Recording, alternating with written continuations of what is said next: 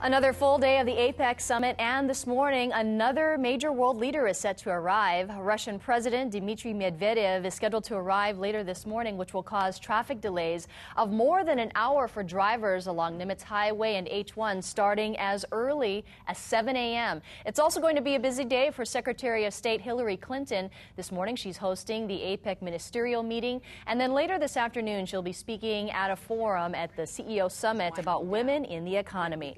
On Thursday, Clinton spoke at the East-West Center, saying that now is the time for America to build relationships with the Pacific. We have reached a pivot point. We now can redirect some of those investments to opportunities and obligations elsewhere. And Asia stands out as a region where opportunities abound. Clinton also said that the 21st century will be the era of America's Pacific generation, when the U.S. will further engage in the Asia-Pacific by strengthening alliances and expanding trade ties.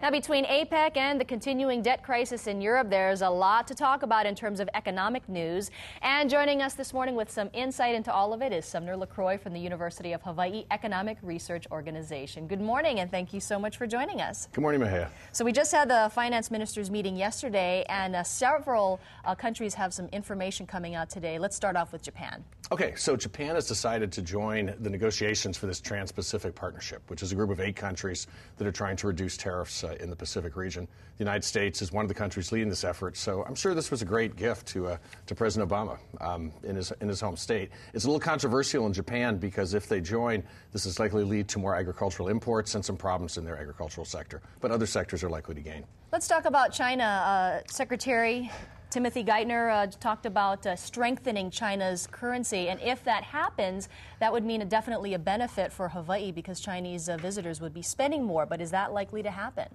I think it's becoming a little bit less likely, and the basic reason why is because the Chinese economy is slowing. And I think the Chinese are worried about doing anything which will further slow their economy, as they think a strengthening of the exchange rate would. The Chinese are also worried about the United States' push for a green technology initiative. They have tariffs of about 7% on technology imports.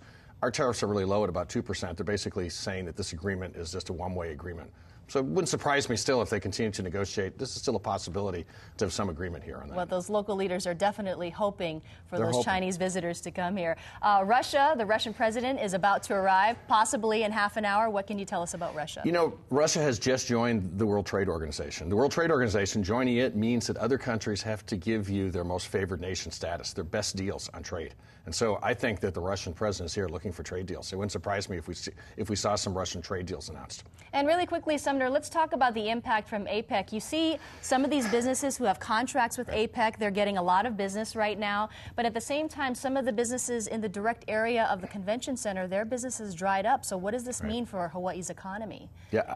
I was out to have dinner yesterday in the Ward area. I was one of about 2 people in the restaurant. There's definitely some businesses that are hurting a little bit. There's other businesses that have gotten big contracts. No matter how we look at it, there's going to be some winners and there's going to be some losers. But I think on the whole, this is a great event for Hawaii. It is building up our reputation for the future. I think it's something that we just plain can't spend too much time just looking at the winners or losers today. It's a long-run plus for the state. Well, Sumner LaCroix from UHERO, thanks for joining us, and we'll see you guys next Friday. Thanks, Maya. And find out what the economists at UHERO are tracking by heading to their Facebook page. You can also find a link to their website and the As Seen On section of KITV.com. It is 6:38.